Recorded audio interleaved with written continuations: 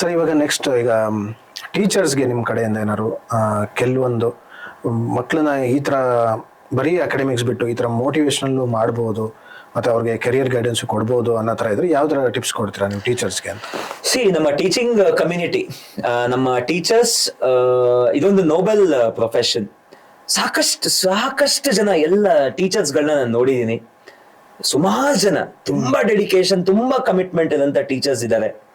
10 ನಿಮಿಷ ಮುಂಚೆ ಬರ್ತಾರೆ ಕ್ಲಾಸಿಗೆ, ಕೆಲವರು 10 ನಿಮಿಷ ಲೇಟ್ ಆಗಿ ಬರೋರಿದ್ದಾರೆ. ಸೊ ತುಂಬಾ ಕಮಿಟೆಡ್ ಟೀಚರ್ಸ್ ಇದ್ದಾರೆ. ಕೆಲವರು ಆಕ್ಸಿಡೆಂಟಲ್ ಆಗಿ ಯಾವ್ದು ಸಿಕ್ಕಿಲ್ಲ ಅಂತ ಟೀಚಿಂಗ್ ಪ್ರೊಫೆಷನ್ಗೂ ಬಂದಿರೋರು ಇದ್ದಾರೆ. ಅಲ್ಲಿ ಬಂದು ಅದನ್ನ ಪಾಸಿಟಿವ್ ಆಗಿ ತಗೊಂಡು ಅಲ್ಲೂ ಚೆನ್ನಾಗಿ ಮಾಡ್ತಿರೋಂಥವ್ರು ಇದ್ದಾರೆ.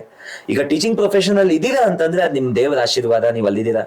ದಯವಿಟ್ಟು ಟೀಚರ್ಸ್ ಸುಮ್ಮನೆ ಏನೋ ಅವ್ರಿಗೆ ಏನೋ ಒಂದು ಪಾಠ ಮಾಡ್ಬೇಕು, ಏನೋ ಒಂದು ಹೇಳ್ಬೇಕು, ಮುಗಿಸ್ಬೇಕು ಸಿಲೆಬಸ್, ದಯವಿಟ್ಟು ಅದನ್ನ ಮಾಡಬೇಡಿ.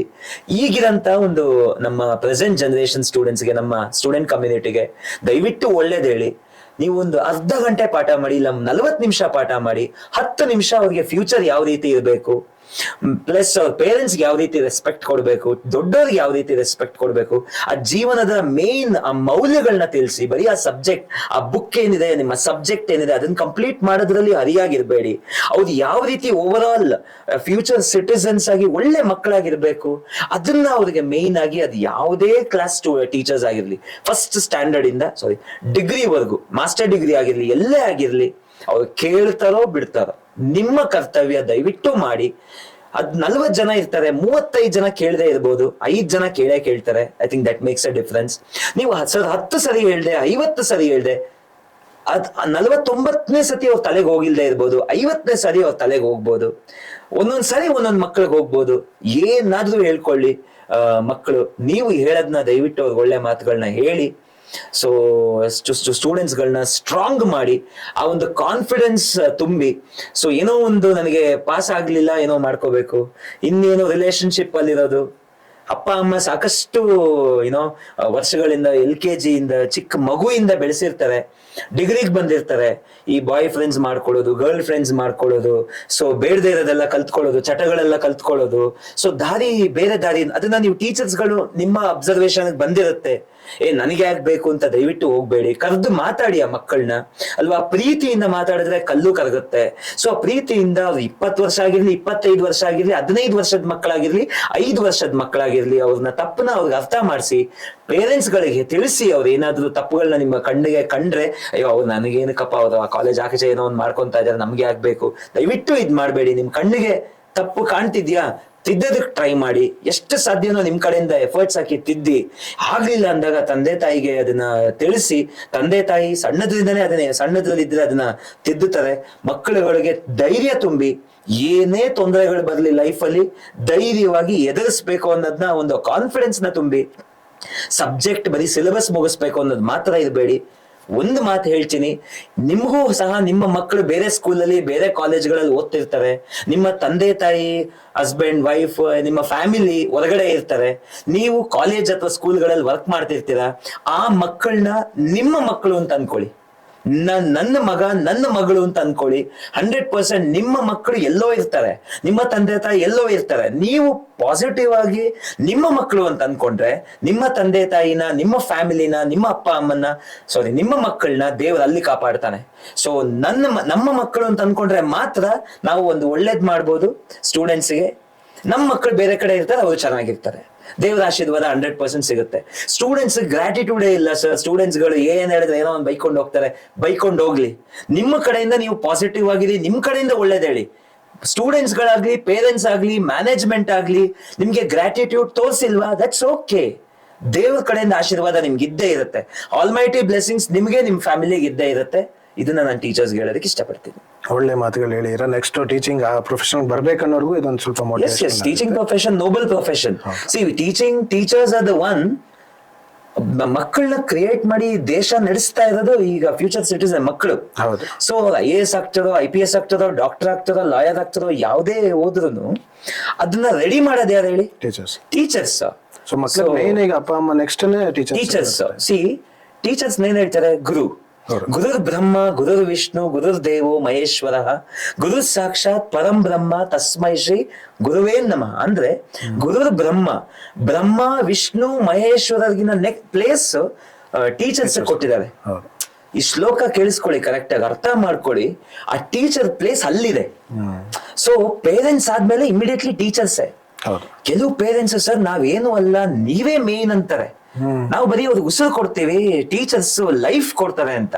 ಸೊ ಆ ರಿಯಲ್ ಟೀಚರ್ ಪೇರೆಂಟ್ಸ್. ಮಕ್ಳು ಇವಾಗ ನಿಮ್ ಬಗ್ಗೆ ಗ್ರಾಟ್ಯೂಟ್ಯೂಡ್ ಇಟ್ಕೊಳ್ದೇ ಇರ್ಬೋದು, ಬೈಕೋಬಹುದು ನೀವು ಹೇಳುವಾಗ. ಅವ್ರಿಗೆ 14, 15, 18 ಇರುತ್ತೆ, ಬೈಕೊಂತಾರೆ. ಬಟ್ ಅವ್ರಿಗೆ ಆ ಏಜ್ ಬಂದಾಗ ನನ್ನನ್ನ ತಿದ್ದಿದ್ರು, ನನ್ನನ್ನ ಒಳ್ಳೆ ಲೈಫ್ ನನಗೆ ಇವತ್ತಿರೋದ್ ನನ್ನ ಟೀಚರ್ ಇಂದ ಅಂತ 100% ಅವ್ರಿಗೆ ರಿಯಲೈಸ್ ಆಗೇ ಆಗತ್ತೆ.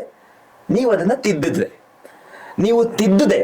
ಈಗ ಮಕ್ಕಳು 10th ಅಲ್ಲಿ ಇರ್ತಾರೆ, PU ನಲ್ಲಿ ಇರ್ತಾರೆ. ಕೆಲವ್ರು ನೋಡಿದೀವಿ, ಟೀಚರ್ಸ್ ಗಳಿಗೆ ಅವ್ರನ್ನ ಕರ್ಕೊಂಡು ಹೋಗೋದು, ಐಸ್ ಕ್ರೀಮ್ ಕೊಡ್ಸೋದು, ಫಿಲಮ್ ಕರ್ಕೊಂಡು ಹೋಗೋದು. ಸೊ ಟ್ಯೂಷನ್ ಸ್ಟ್ರೆಂತ್ ನ ಇನ್ಕ್ರೀಸ್ ಮಾಡ್ಕೊಳ್ಳೋದಕ್ಕೆ, ಕಾಲೇಜ್ ಸ್ಟ್ರೆಂತ್ ನ ಇನ್ಕ್ರೀಸ್ ಮಾಡ್ಕೊಳ್ಳೋದಕ್ಕೆ, ಬೇಡದೇ ಇರೋದೆಲ್ಲ ಮಕ್ಕಳಿಗೆಲ್ಲ ಬೇಡದೇ ಇರೋ ಕೆಲಸಗಳು ಮಕ್ಕಳ ಹತ್ರ ಮಾಡಿಸೋದು, ಇದನ್ನೆಲ್ಲ ಮಾಡ್ತಿದ್ದಾರೆ. ಅದೆಲ್ಲ 100% ತಪ್ಪು. ಮಕ್ಕಳನ್ನ ಯಾವ್ದು ಸರಿ ಯಾವ್ದು ತಪ್ಪು ಅಂತ ಹೇಳಿ ಒಂದು ಒಳ್ಳೆ ದಾರಿನಲ್ಲಿ ಕರ್ಕೊಂಡ್ ಬರ್ಬೇಕಾಗಿರೋದೇ ನಮ್ಮ ಟೀಚರ್ಸ್. ದಯವಿಟ್ಟು ಅವ್ರ ಕಡೆಯಿಂದ ನೀವು ದಿ ಬೆಸ್ಟ್ ಅನ್ನಿಸ್ಬೋದು. ಯಾರು ಬೈದ್ ಹೇಳ್ತಾರೆ ಅವ್ರ ಕಂಡ್ರೆ ಅವ್ರಿಗೆ ಬೇಜಾರೆ, ತಂದೆ ತಾಯಿ ಆಗಿರ್ಬೋದು, ಟೀಚರ್ಸ್ ಆಗಿರ್ಬೋದು. ಯಾರು ಅವ್ರಿಗೆ ಐಸ್ ಕ್ರೀಮ್ ಕೊಟ್ಟು, ಅವ್ರಿಗೆ ಮೊಬೈಲ್ ಕೊಟ್ಟು, ಅವ್ರಿಗೆ ಬೇಡದೇ ಇರೋದು ಹೇಳ್ತಾರೆ, ಅಂತ ಟೀಚರ್ಸ್ ಬೆಸ್ಟ್. ಆ ಕಣ್ಣು ಕಾಣುತ್ತೆ ಮಕ್ಕಳಿಗೀಗ, ಕಣ್ಣು ಕಾಣುತ್ತೆ. ಬಟ್ ಒಂದಲ್ಲ ಒಂದಿನ ಅವ್ರಿಗೆ 25, ಅವ್ರಿಗೆ 30 ಆದ್ಮೇಲೆ, ಅಯ್ಯೋ ಒಬ್ಬ ಇದ್ದ ಟೀಚರ್, ನನಗೆ ಕೆಲವು ಟೀಚರ್ಸ್ ಇದ್ರು, ನೀನ್ ಇದನ್ ಮಾಡ್ಬೇಡ ಕಣೋ, ನೀನು ಹಿಂಗ್ ಮಾಡು ಅಂತಿದ್ರು. ನಾನು ಅವ್ರನ್ನ ಬೈಕೊಂತ ಇದ್ದೆ. ಬಟ್ ಇನ್ನೊಬ್ಬ ಟೀಚರ್ ಇದ್ದ, ಅಲ್ಲಿ ಇಲ್ಲಿ ಕರ್ಕೊಂಡು ಹೋಗಿ ನಮ್ಗೆ ಐಸ್ ಕ್ರೀಮ್ ಕೊಡ್ಸೋದು, ಅದು ಇದು ಮಾಡೋದು, ಆ ಹುಡುಗರ್ ಕರ್ಕೊಂಬ, ಈ ಹುಡುಗರ್ ಕರ್ಕೊಂಬ ಅನ್ನೋದೆಲ್ಲ ಮಾಡ್ತಿದ್ದ. ನಾನು ಬೆಸ್ಟ್ ಅಂತಿದ್ದೆ, ಆ ನನ್ ಮಗನೇ ನನ್ನ ಲೈಫ್ ಹಾಳು ಮಾಡ್ಬಿಟ್ಟ ಅಂತ ಹೇಳ್ತಾರೆ. ಅದು ರಿಯಲೈಸ್ ಆಗೇ ಆಗುತ್ತೆ. ಸೊ ದಯವಿಟ್ಟು ಹೆಜ್ಜೆ ಇಡುವಾಗ ಯೋಚನೆ ಮಾಡಿ. ಆ ಟೀಚರ್ ಪ್ರೊಫೆಷನ್ಗೆ, ಆ ಟೀಚಿಂಗ್ ಇದಕ್ಕೆ ದಯವಿಟ್ಟು ಕಳಂಕ ತರಬೇಡಿ. ದಯವಿಟ್ಟು ಒಂದೊಂದು ಹೆಜ್ಜೆನೂ ಹುಷಾರಾಗಿಡಿ, ಒಂದೊಂದು ಮಾತು ಕರೆಕ್ಟ್ ಆಗಿ ಅವ್ರಿಗೆ ಒಳ್ಳೆ ರೀತಿನಲ್ಲಿ ಗೈಡ್ ಮಾಡಿ ಅಂತ ನಾನು ಹೇಳೋದಕ್ಕೆ ಇಷ್ಟಪಡ್ತೀನಿ.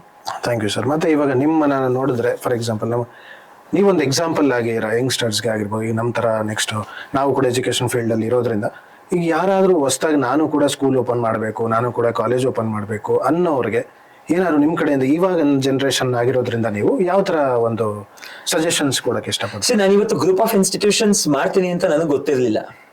15,000 ಸ್ಟೂಡೆಂಟ್ಸ್ ಗಳು ನಮ್ಮಲ್ಲಿ ಕಲ್ತು ನಮ್ಮ ಇನ್ಸ್ಟಿಟ್ಯೂಷನ್ ಅಲ್ಲಿ ಮುಂದೆ ಹೋಗ್ತಾರೆ ಅನ್ನೋದು ಗೊತ್ತಿರಲಿಲ್ಲ. ಧೈರ್ಯವಾಗಿ ಸ್ಟಾರ್ಟ್ ಮಾಡಿ. ನಿಮ್ಮಲ್ಲಿ ಒಳ್ಳೆ ಮನಸ್ಸಿದ್ದು ಈ ಒಂದು ಸ್ಟೂಡೆಂಟ್ ಕಮ್ಯುನಿಟಿಗೆ 100% ನಾನು ಏನಾದ್ರೂ ಒಂದು ಒಳ್ಳೆ ಕೊಡುಗೆ ಕೊಡ್ಲೇಬೇಕು ಅನ್ನೋದಿದ್ರೆ 100% ಧೈರ್ಯವಾಗಿ ಸ್ಟಾರ್ಟ್ ಮಾಡಿ.